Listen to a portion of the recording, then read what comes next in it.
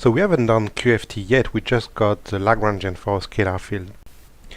Our fundamental object is now a field, it's not a particle anymore, so we sort of gave up the idea of a particle. We will recover that eventually later. So a priori, the Lagrangian for a field and the Lagrangian for a particle have nothing in common. In fact, when we look at these two expressions, they are not mathematically so different. And I'll show you how we recover the Lagrangian for a particle starting from the Lagrangian for a field. Note that here the word quantum doesn't matter. We could use these Lagrangians to do classical mechanics and classical field theory. So it's really not what matters. What matters is mathematically the structure of the Lagrangian itself. First, let's denote the dimension of space by capital D. And rewrite the Lagrangian by separating the time and special derivatives. Let's see what happens if I take d equals 0. This means that I remove space and I only keep time. As a result, the integral over space disappears and so does the special derivatives. This now looks very much like the Lagrangian for a particle. In particular, if I rescale the field with the square root of m, I recover the kinetic energy term.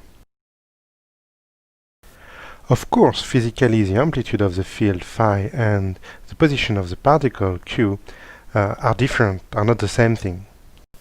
However, mathematically they both play the role of a dynamical variable, which in space d equals 0 for the field leads to the same Lagrangian as the one for a particle.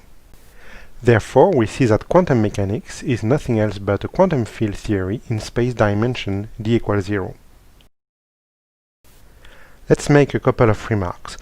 The first one is that the Lagrangian for our field was built using Lorentz invariance because we wanted to incorporate special relativity.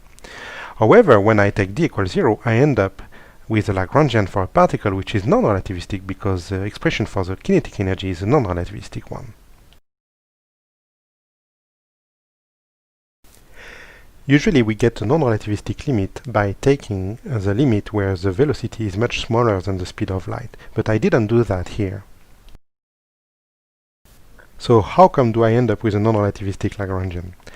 The answer is that we are explicitly breaking the symmetry between space and time by taking the dimension of space equal to 0.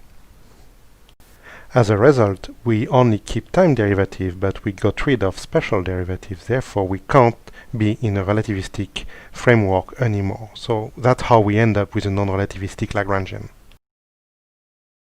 The second remark I would like to make is the role played by the mass itself. For a particle, the mass is a constant entering the kinetic energy term. However, it's not here in the case of a field. In order to get a mass term and the proper kinetic energy when I take d equals 0, I had to rescale the field with the square root of m. In fact, we will see that in field theory, the mass is part of the potential term and not part of the kinetic energy term anymore. More precisely, we will see that it's related to the quadratic part of the potential energy.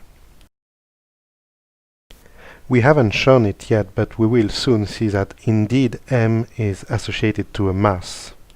This distinction for where the mass comes from in the case of a particle or in the case of a field is quite subtle and important. In particular, it is often a source of confusion when we are first exposed to quantum field theory.